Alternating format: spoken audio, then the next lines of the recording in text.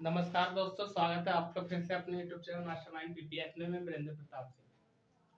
जैसे कि आपको याद है, पिछले वीडियो में हमने बात की थी नंद वंश की और नंद वंश को पूर्ण रूप से हमने समाप्त कर दिया था और ये भी बात कर ली थी कि किस तरह से मौर्य वंश की या मौर्य काल की स्थापना हुई थी।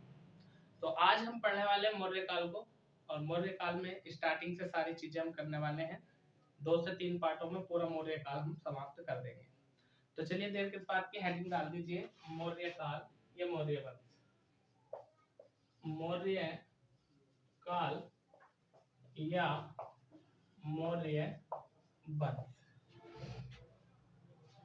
सबसे पहला प्रश्न ये आता है कि जो मौर्य काल था इसका टाइम क्या था।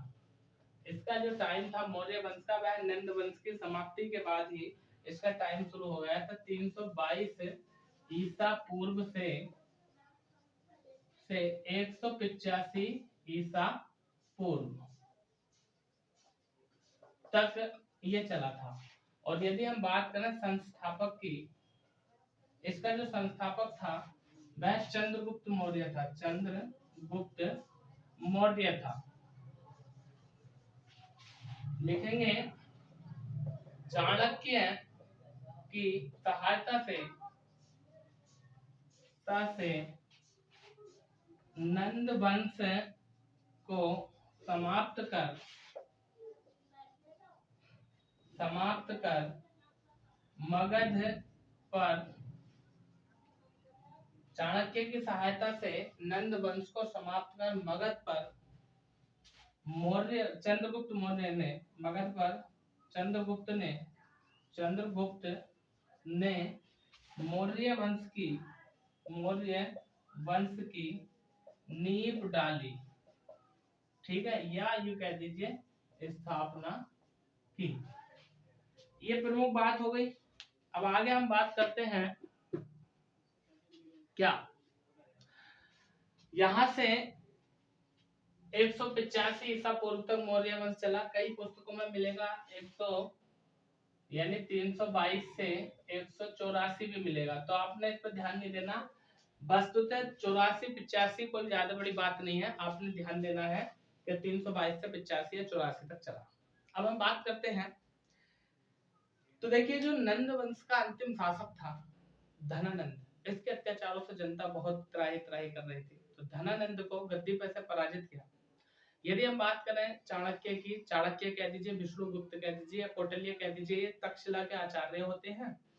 चाणक्य के दरबार में धनानंद के दरबार में चाणक्य का घोर अपमान कर दिया जाता है और उस अपमान का बदला लेने के लिए ये कदम उठा लेते हैं कि धनानंद, मैं तेरी ईंट से ईंट बजा दूंगा और तेरे साम्राज्य को तहस नहस कर दूंगा। अब यदि हम बात करें बालक चंद्रगुप्त की, तो चंद्रगुप्त जो होता है ये कोई ना तो राजा होता है, ना ही किसी राजा का पुत्र होता है, ना ही कोई राजकुमार होता है, बल्कि धनानंद से बदला लेने के लिए किसी ऐसे व्यक्ति की तलाश में लग जाते हैं चाणक्य, जो उनके बदले की आपको पूरा कर सके। यदि हम बात करें तो जैसे खेल दिखाने वाले होते हैं, उनके पास बिके हुए या खरीदा हुआ होता है चंद्रगुप्त। अब नगर में खेल चल रहा था और एक पिंजरा था, पिंजरे के अंदर एक शेर बंद था और वह तमाशा दिखाने वाला कहता है कि भाई इस पिंजरे को बिना खोले जो शेर को बाहर निकालेगा मैं उसे इनाम दूंगा। तब चाणक्य इस खेल को बखूबी देख रहे थे, तो चंद्रगुप्त मौर्य जो होता है वह एक मसाल लेता, मसाल जलाता और मसाल को जला करके वह शेर मोम का होता, पिघल जाता, निकल जाता। उसकी इस होशियारी व कूटनीति को देख करके चाणक्य को लगता है कि ये बालक वाकई में बुद्धिमान है, तो 1000 कर्षण पर्ण यानी जो चांदी की मुद्रा होती है कर्षण पर्ण, उसको दे करके और उस व्यक्ति से चंद्रगुप्त को चाणक्य मोल खरीद लाते हैं और खरीद करके उसे तक्षशिला में ले आते हैं और तक्षशिला में ले आकर उसे संपूर्ण जानकारी या संपूर्ण विद्या सिखाते हैं। और सिखाने के बाद तब जो है धनानंद पर आक्रमण करते हैं और आक्रमण करने के पश्चात धनानंद को मार दिया जाता है और मगध की गद्दी पर मौर्य वंश की स्थापना चाणक्य या चंद्रगुप्त मौर्य के द्वारा कर दी जाती है और नए वंश मौर्य वंश की स्थापना हो जाती है। हाँ, बहुत सारी नीतियां हैं, बहुत सारी चीजें हैं यहाँ देखने के लिए मिलती हैं। जैसे एक बार क्या होता है कि चंद्रगुप्त और चाणक्य जो है जाते हैं डायरेक्ट राजधानी पर या डायरेक्ट धनानंद पर अटैक करते हैं, जब कोई रिजल्ट नहीं मिलता है, भागे भागे फिरते हैं। एक जगह देखते हैं कि एक माँ ने पोहे बनाए थे और वह अपने बच्चे को खिला रही थी, तो वह बच्चा पोहे के बीचों बीच में उंगली डालता और खाता और उसका हाथ जल जाता था, हाथ जल जाता था। तो वह कहती, अरे मूर्ख, अरे तू बावड़ा हो गया, जिस तरह से चाणक्य और चंद्रगुप्त बावले हो गए, तू भी ऐसी बावला हो गया, अरे बीच में मुंह मारेगा तो जलेगा ही, इसको किनारों से खा थोड़ा थोड़ा। अब इस चीज को देख रहे होते हैं कौन, चाणक्य और चंद्रगुप्त। तो चाणक्य समझाते हैं क्या कि बीच में हमला करने से कुछ नहीं होगा, थोड़ा थोड़ा चारों तरफ से हमला किया जाए। तो खैर सारी बातों पर हम चर्चा कर चुके हैं। अब हम बात करते हैं पॉइंट ऑफ व्यू, यानी जो परीक्षा की दृष्टि से महत्वपूर्ण क्वेश्चन है उनसे संबंधित क्या महत्वपूर्ण प्रश्न होते हैं। तो चलिए, यदि हम बात करें मौर्य वंश की जानकारी कहाँ से मिलती है हमें, जानकारी इसकी जो जानकारी मिलती है मौर्य वंश की, वह हमें मिलती है अर्थशास्त्र से। अर्थशास्त्र से मिलती है, अर्थशास्त्र से मिलती है। और अर्थशास्त्र की यदि हम बात करें तो एक बुक है, इसके जो लेखक हैं वह है चाणक्य। अब चाणक्य कह दीजिए या विष्णुगुप्त कह दीजिए या कौटिल्य कह दीजिए, ये एक ही व्यक्ति के नाम है। ठीक है, स्क्रीनशॉट प्लस का आगे चलते।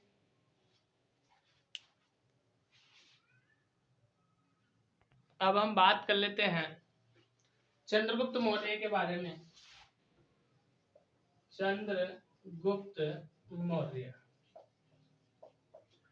क्या, सबसे पहले हम बात करते हैं इसके टाइम की कि चंद्रगुप्त मौर्य का जो शासन काल था वो कब से कब तक रहा।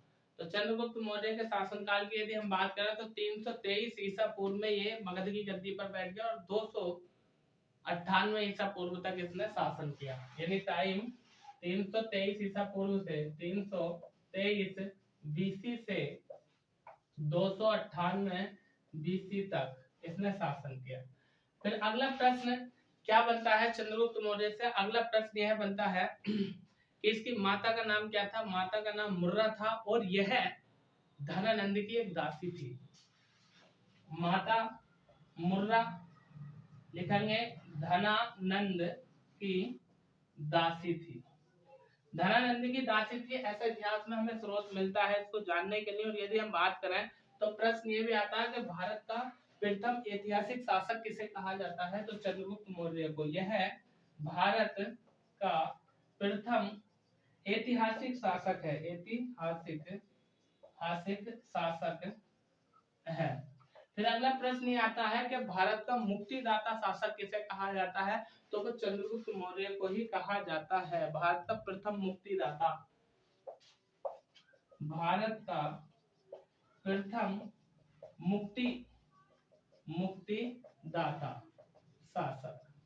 अब प्रश्न है कि भारत का प्रथम मुक्तिदाता शासक इसे क्यों कहा जाता है। वो इसलिए कहा जाता है जब सिकंदर भारत आया था तो उसने जो जो प्रांत जीते थे वहां पर अपना प्रतिनिधि या अपना गवर्नर छोड़ गया था और वे लोग जो थे भारतीयों पर बहुत ही ज्यादा अत्याचार करते थे। तो सिकंदर के उन प्रतिनिधियों को हराया और हराकर भारत से खदेड़ के बाहर फेंक दिया उन लोगों को।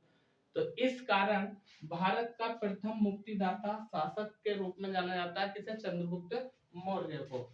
फिर यदि हम बात करें तो प्रश्न आता है विदेशियों की दास्ता, विदेशियों की दास्ता मतलब गुलामी, विदेशियों की दास्ता से आजाद कराने वाला प्रथम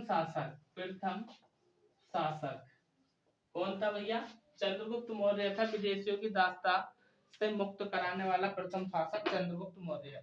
अब इसके बाद हम बात करते हैं कि चंद्रगुप्त मौर्य तो राजा बन गया, इसने अपना प्रधानमंत्री किसे बनाया, चाणक्य को। तो हम बात कर रहे हैं प्रधानमंत्री कौन था भैया, चाणक्य।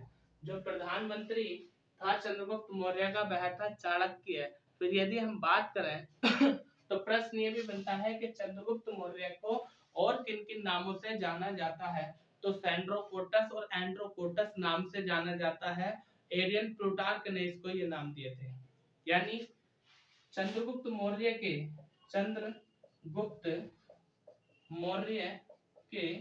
अन्य नाम। अब उन्होंने नाम की यदि हम बात करें तो जैसे कि मैंने अभी आपको बताया था, एक तो मिलता है सैंड्रोकोटस, दूसरा एंड्रोकोटस। सैंड्रोकोटस दूसरा एंड्रोकोटस। ये सैंड्रोकोटस और एंड्रोकोटस ये दोनों नाम जो दिए हैं ये एपियन प्लूटार्क ने दिए हैं। एपियन प्लूटार्क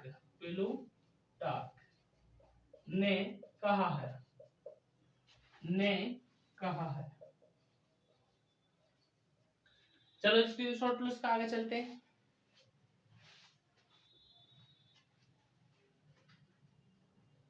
लेकिन यदि हम बात करें इतिहासकारों की, तो इतिहासकारों ने चंद्रगुप्त मौर्य को स्ट्रैबो, जस्टिन और एरियन कहा है। ठीक है, तो लिख सकते हैं हम, इतिहासकारों ने चंद्रगुप्त को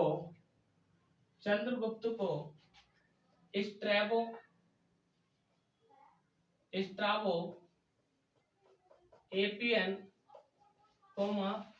जस्टिन भी कहा है।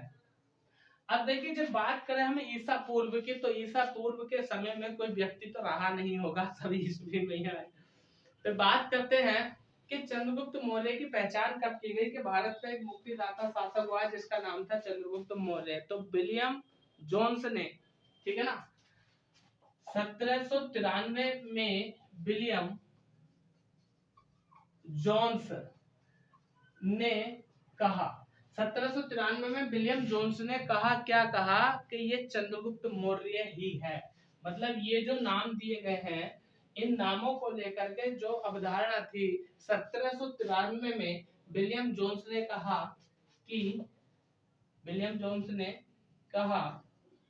कि यह चंद्रगुप्त मौर्य है, या कह सकते हैं चंद्रगुप्त मौर्य के रूप में पहचान की। चंद्रगुप्त मौर्य के रूप में भारतीय शासक की पहचान की 1793 में विलियम जॉनसन ने। और आगे यदि हम बात करें तो विलियम जॉनसन ने ही 1784 में एशियाटिक सोसाइटी ऑफ इंडिया की स्थापना की थी भैया। 1784 में विलियम जॉनसन 1784 में इस विलियम जॉनसन ने ही भारत में एशियाटिक सोसाइटी ऑफ इंडिया ने भारत में एशियाटिक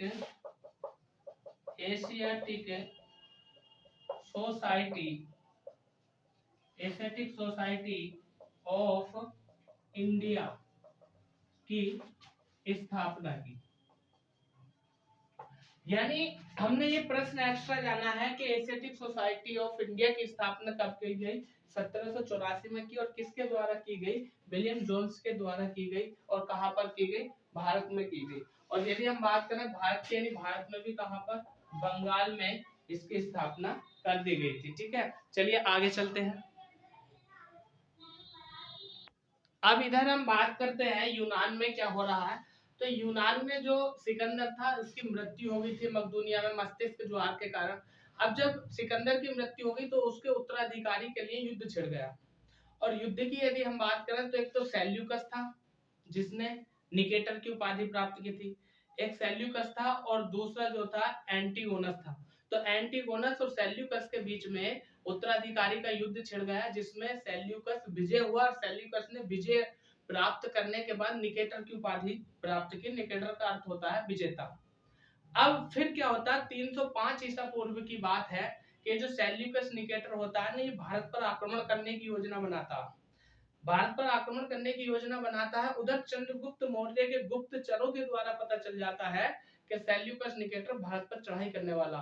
अब चंद्रगुप्त मौर्य इतना हावी शासक हो चुका है कि अच्छा इधर सेल्यूकस निकेटर योजना बना रहा था, तो वो तो योजना बना रहा, लेकिन चंद्रगुप्त मौर्य युद्ध करने के लिए, लड़ने के लिए वहीं पहुंच गया यूनान, और वहां जाकर के सेल्यूकस निकेटर को इतना बुरा धोया, इतना बुरा धोया कि बाद में उसने अपनी हार मानी और उसको संधि करनी पड़ी। अब उस संधि के दौरान हुआ क्या, पहले इतनी बात लिख लेते हैं। क्या यूनान में सिकंदर की मृत्यु के बाद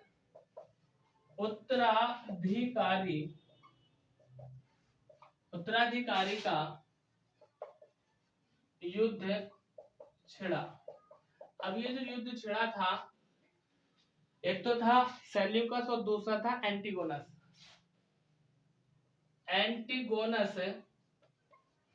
प्लस सेल्यूकस के मध्य। अब इस युद्ध में जो विजयी हुआ था, ये हुआ था विजयी, यानी इसकी जीत हुई, और एंटीगोनस हुआ था, यानी ये हार गया था, इसकी हार हुई थी। और सेल्यूकस ने जीतने के बाद एक उपाधि रखी थी, और उस उपाधि का नाम था निकेटर, और निकेटर का अर्थ होता है विजेता, विजेता। ठीक है, फिर आगे हम लिखेंगे क्या,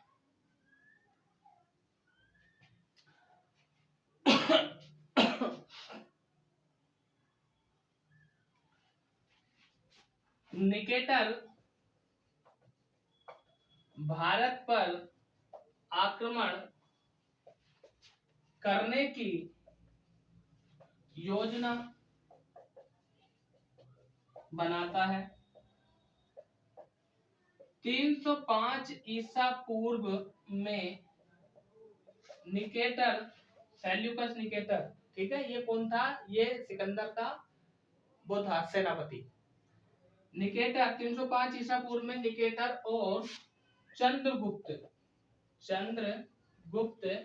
के मध्य युद्ध हुआ, जिसमें निकेटर पराजित हुआ। अंततः दोनों के बीच संधि हुई। अब इस संधि में क्या क्या बातें की गई, क्या क्या शर्तें रखी गई, इन पर हम चर्चा कर लेते हैं। स्क्रीनशॉट लो जल्दी से इसका।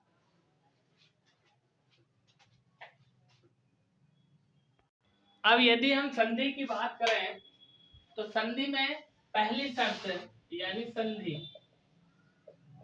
संधि में पहली शर्त तो ये थी कि जो चंद्रगुप्त मौर्य था उसके साथ सेल्यूकस निकेटर ने अपनी पुत्री चेलेना या कार्नेलिया का विवाह कर दिया, पहली बार। यानी सेल्यूकस निकेटर ने अपनी पुत्री चेलेना या दूसरा नाम इसका कॉर्नेलिया का विवाह चंद्रगुप्त के साथ किया। चंद्रगुप्त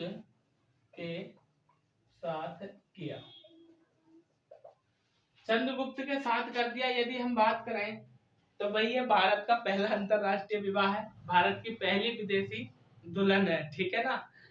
तो लिख सकते हैं इसे, यह भारत का पहला अंतरराष्ट्रीय विवाह था, या कह सकते हैं पहली विदेशी दुल्हन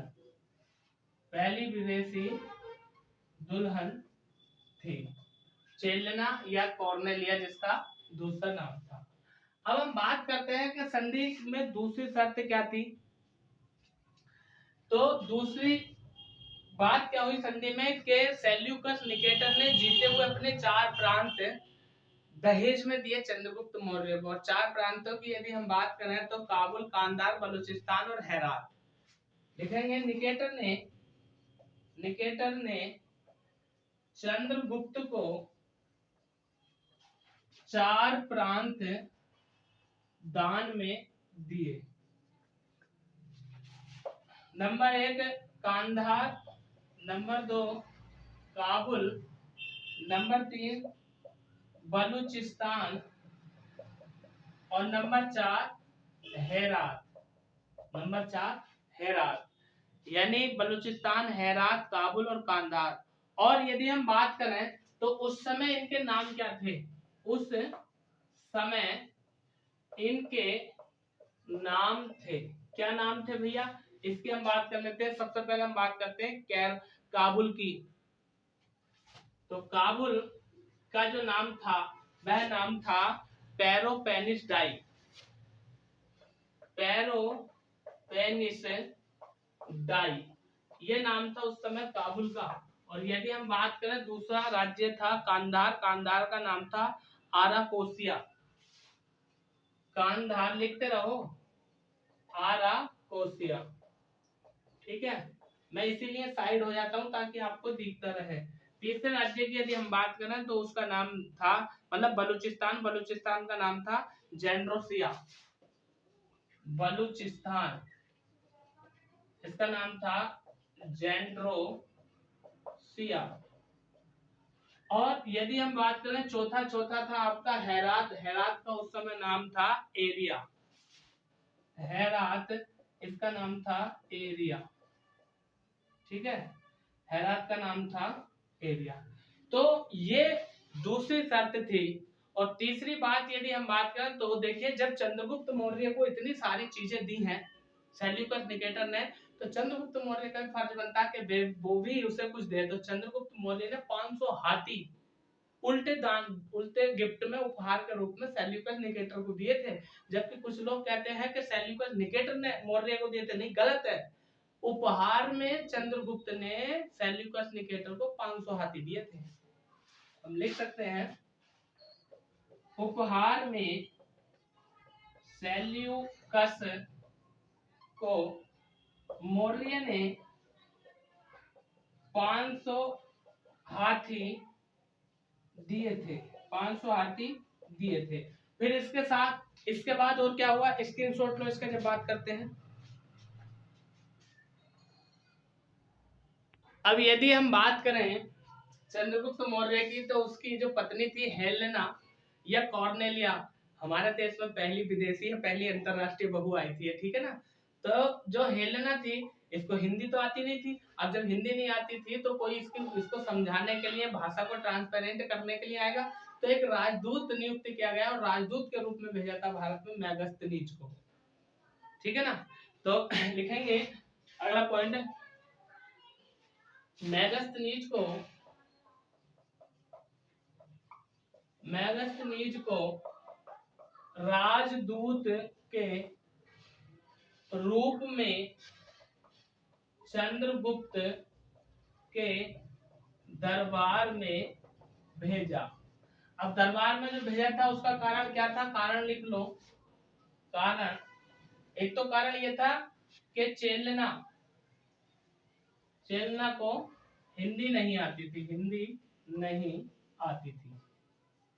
और भी कई अन्य कारण थे, ठीक है ना। फिर यदि हम बात करें मेगास्थनीज की, मेगास्थनीज, तो इसकी एक पुस्तक है जिसका नाम है इंडिका। इसकी बुक है, यानी पुस्तक जिसका नाम है इंडिका। कई बार प्रश्न पूछा जाता है कि मेगास्थनीज की पुस्तक का नाम बताओ, क्या है? इंडिका। या फिर प्रश्न आता है इंडिका के लेखक कौन है? मेगास्थनीज। और फिर यदि हम बात करें तो भारत में नियुक्त प्रथम राजदूत जो था वो है मेगास्थनीज ही था। यह भारत में नियुक्त प्रथम राजदूत, भारत में नियुक्त प्रथम राजदूत था। अब देखिए चंद्रगुप्त की यदि हम बात करें तो प्रश्न आता चंद्रगुप्त मौर्य के बारे में कि चंद्रगुप्त मौर्य ने अपनी राजधानी किसने बनाया था? तो इसने अपनी राजधानी पाटलिपुत्र को बनाया था। ठीक है ना। तो लिख देंगे राजधानी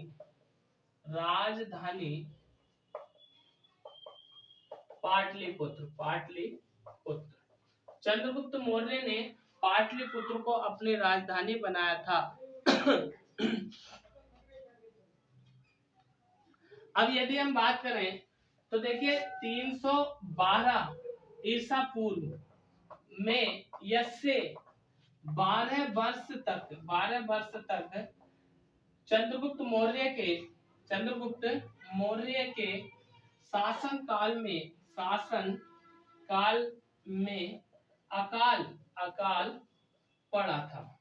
यानी समझ लीजिए इस बात को मैं जो समझाना चाह रहा हूं, ठीक है ना।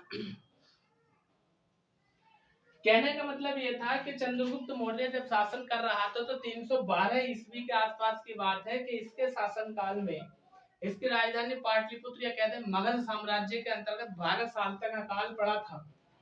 और उस 12 साल अकाल की यदि हम बात करें तो देखिए सूखा पड़ना, बरसात का ना होना, इस चीज को अकाल बोलते हैं। और यदि हम बात करें यहाँ से तो आपको जैन धर्म की बात याद होगी कि जैन धर्म 2 शाखाओं में बट गया था, एक श्वेतांबर और एक दिगंबर, और वो कारण यही था 12 साल का अकाल का पड़ना। तो चंद्रगुप्त मौर्य की यदि हम बात करें तो 300 जब 12 साल पूरे हो गए, केवल 300 ईसा पूर्व में इसने पुष्यमिति नाम के एक गवर्नर को आदेश दिया और सुदर्शन झील का निर्माण कराया था। तो हम लिख सकते हैं क्या, चंद्रगुप्त मौर्य ने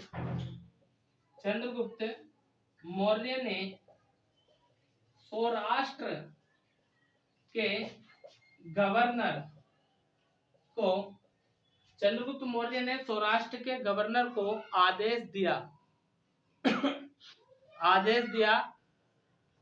जिसका नाम था पुष्यगुप्त बेस्तिय।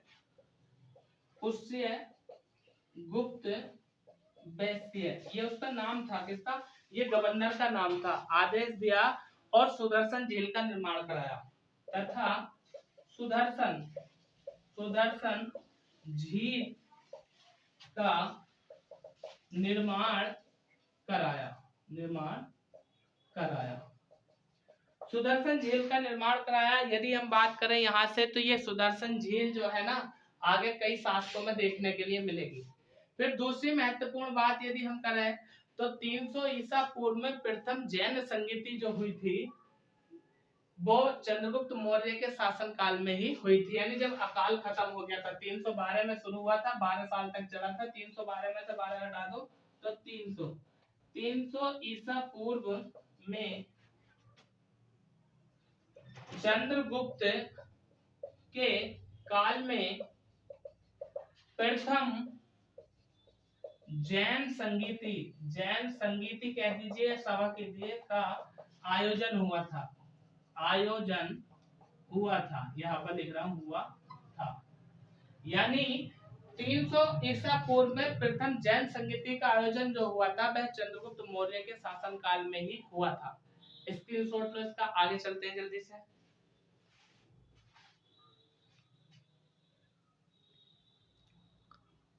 फिर यदि हम बात करें कि जो सुदर्शन झील का निर्माण कराया था सिंचाई हेतु।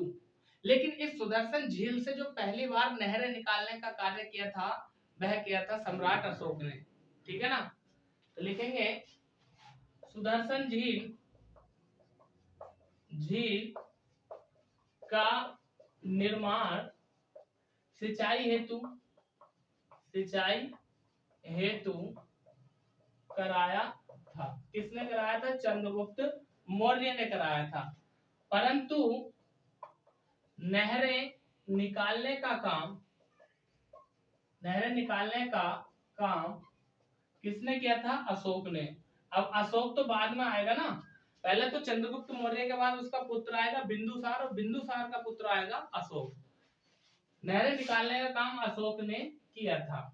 अब देखिए यदि हम बात करें चंद्रगुप्त मौर्य की, तो चंद्रगुप्त मौर्य जो था वह भारतीय इतिहास का एक महान सम्राट था, या भारतीय इतिहास का महान सम्राट कहा जाता है।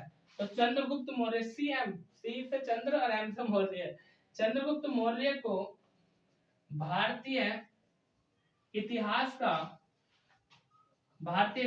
का एक महान सम्राट कहा जाता है। अब देखिए यदि हम बात करें चंद्रगुप्त मौर्य की, तो 298 ईसा पूर्व तक इसने शासन किया था चंद्रगुप्त मौर्य ने। और 298 ईसा पूर्व में क्या हुआ था कि एक जैन मुनि थे जिनका नाम था भद्रबाहु। जैन मुनि भद्रबाहु के साथ ये कर्नाटक के श्रावण बेलगोला में चले जाते हैं और वहां पर एक जैन धर्म से संबंधित एक पद्धति होती है, यानी संथारा पद्धति या संलेखना पद्धति। सन माने अच्छा, लेखन माने कर्म, यानी संलेखना पद्धति के द्वारा उपवास के दौरान ये अपनी देह त्याग देते हैं, इनकी मृत्यु हो जाती है और इनके बाद इनका पुत्र आता है बिंदुसार। ठीक है ना, तो चलिए इस बात को भी लिख लेते हैं। 298 ईसा पूर्व में 298 ईसा पूर्व में जैन मुनि भद्रबाहु के साथ कर्नाटक के श्रावण बेलगोला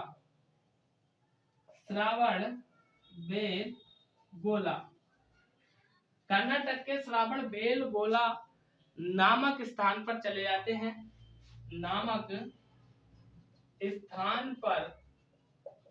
जाते हैं। तथा संलेखना पद्धति के द्वारा